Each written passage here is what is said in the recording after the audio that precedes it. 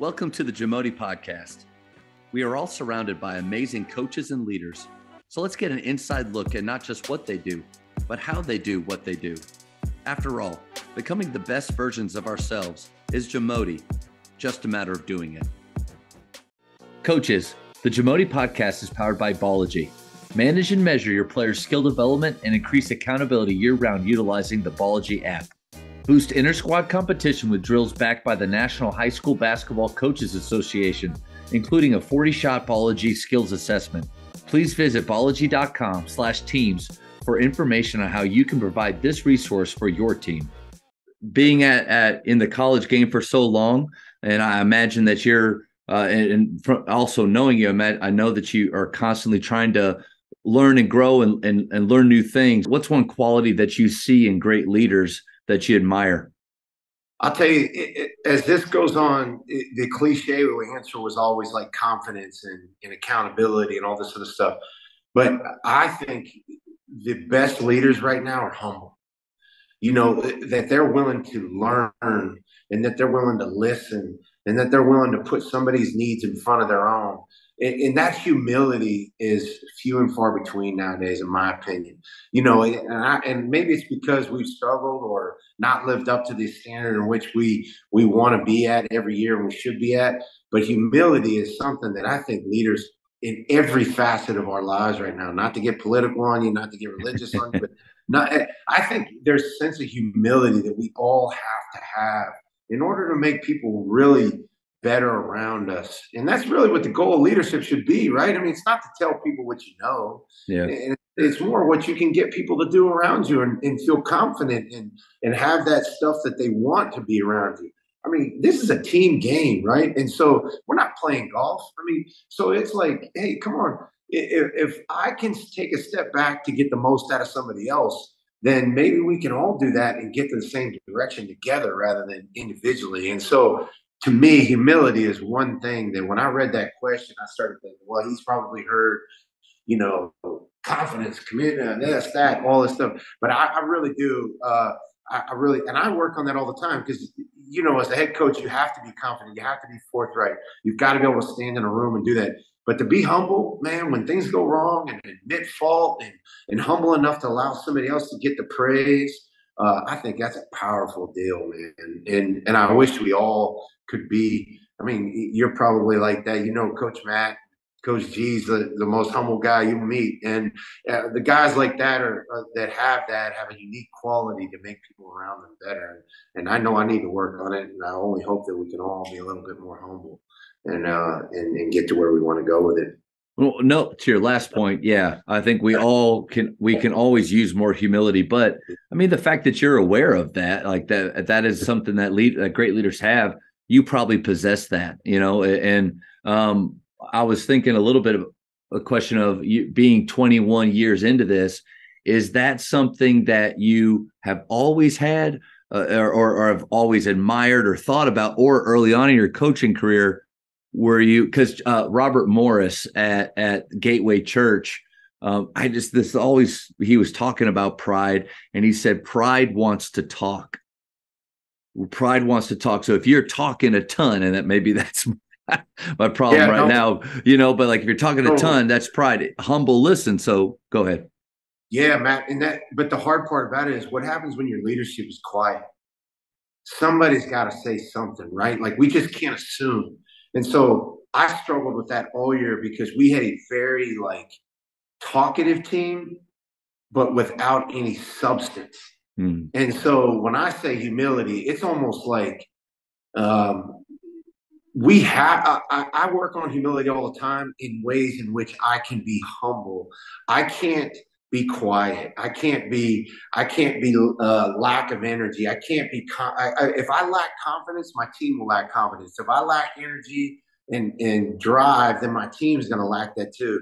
I think the humility side comes from not making it about me, but making it about others. And not being that guy that speaks first rather than listens first and then responds. It's that kind of humility, I think, that I search for. And I know that I work on and I have to pay attention to, even in my personal life. I mean, obviously we're both married, we both got kids. It's kind of like it'd be really easy to sit there and go, Dad, I'm the dad, I'm the husband, I'm the head coach, I'm this, I'm that, and you get nothing out of other than just getting yourself wound up, you know. And so I'm finding myself learning that every day is that, man, you just said it. Listen first. But as a head coach, you got to be confident. I mean, we pitch this program every day. We sell it, whether it's to people donating money to your locker room, to future basketball players, to the confidence in which you have to portray your team to the other programs in the university. So it's such a fine line to be confident yet humble, but not egotistical, but also pretty prideful in your situation as well. And man, it's a balancing act, and you can't really perfect it. I mean, there's certain coaches that obviously do, and I guess I'm striving to be that. So yeah, you nailed it though. We do have to talk as head coaches. I love that term of you're pitching your program every day. Like that's great right there. But when you are making it about your team or more than yourself, and you're in front of your team owning a mistake or owning an area or deficiency, a place where you can get better, what do you see that do for your team as far as the culture, the atmosphere, when the coach himself is owning his mistakes? Well, Matt, I'm gonna be real personal with you here. We had, I know it's a basketball ideal podcast, but yeah, we go everywhere though, man. We'll go everywhere. Well, we had some tragedies within our program this year. My assistant came down with terminal cancer. We had a player of ours in a fatal car accident. His best friend was actually killed in the car accident. And then me personally had some personal stuff off the court that happened to me that really devastated our family. So we had multiple things happen this year that kind of rocked our program. And I will tell you that we saw a side. Me personally, I showed them a side of me that I'm not sure that I've shown any other team. I probably cried more this year in front of my team, more than ever, and I'm not sure that was good or bad. I just know it was real. And then the humility side of knowing that probably failed a couple of times that we should have won, or we didn't make the right decisions because we allowed our personal lives to reflect or to trickle into our basketball program. So we didn't have great practices, or we weren't fully engaged. Those are things that happened to us this year that I would never take back, because at the end of the day, winning is great. But I will promise you that I think that the guys that got it and felt that moment realized that it was okay to be emotional. It was okay to cry. It was okay to be sad and angry. And then hopefully they're going to realize it's not easy being a father. It's not easy being a husband. It's not easy running a program. It's not easy being an employee. And you still got to go to work, and you still got to do all those things. And so when we look at those situations, I mean, if that was the best learning tool that we had this year, we won. Yeah, we won because God gave us those things happen to us for a reason. And I don't believe in accidents. I believe in reasons. And so it happened to us for a reason. It made us stronger. It made me stronger. It made me a better coach of appreciation. But it also made me super humble, because I just thought I could show up and coach. I just thought I could show up and tough it out. I just thought if I yelled a little louder, or worked a little harder, or came with more energy, that it was going to work out. And it did just the opposite. It stopped us in our tracks. And so every time life dealt us something this year, we got together and we tried to figure it out, but we were also, very humbled. We shared experiences, and I think it showed our guys too that, geez, this guy that looks like he walks around angry all the time, I didn't think he was crying. I didn't think he was emotional when it came to certain things with his family and friends, and more importantly, my assistant. When you find that out, somebody you coached, that you work with every day, and then he's got a young daughter and a wife, and you're sitting there going, he's just starting his life, and here I am complaining we don't practice hard enough, or here I am complaining we don't take enough charges. And then you got that reality of life right there. And so that was a monumental shift in my coaching career this year. It was something that I've never done. I never really showed that side of myself, because I wanted this to be a part of progress for them and not necessarily me. But I found myself really growing up this year as a coach. Man, thank you for sharing that. Yeah. Like that's super impactful, and a great great reminder for all of us to.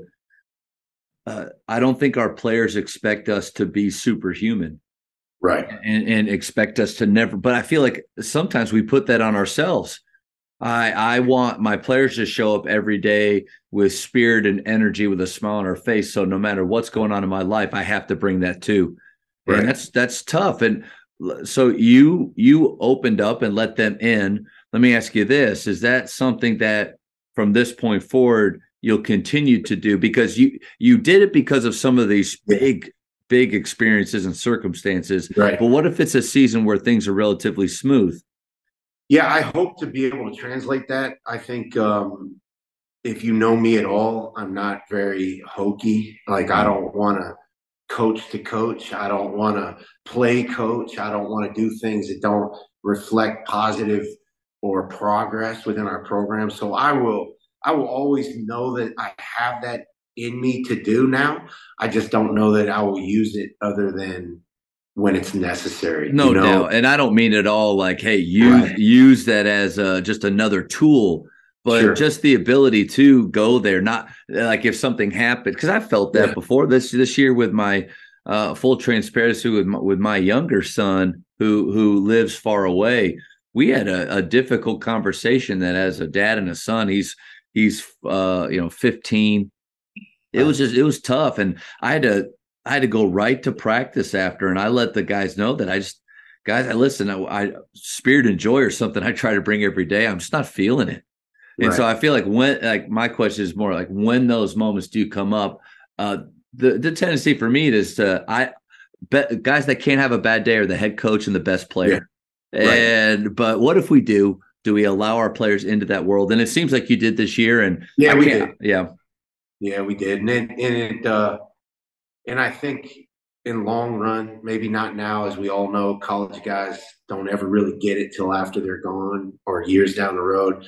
I just hope it translates to some of those kids that might not have the family background that I have, that they can look back and go, you know what, I remember that feeling, and he got through it and I'll get through it. And you rely on your wife, and you rely on your faith, and you rely on your kids, and you rely on your family and the people that know you the best to get you through those moments. And knowing that this is just a game, man. This is a monumental period of our life, and this game has brought us together.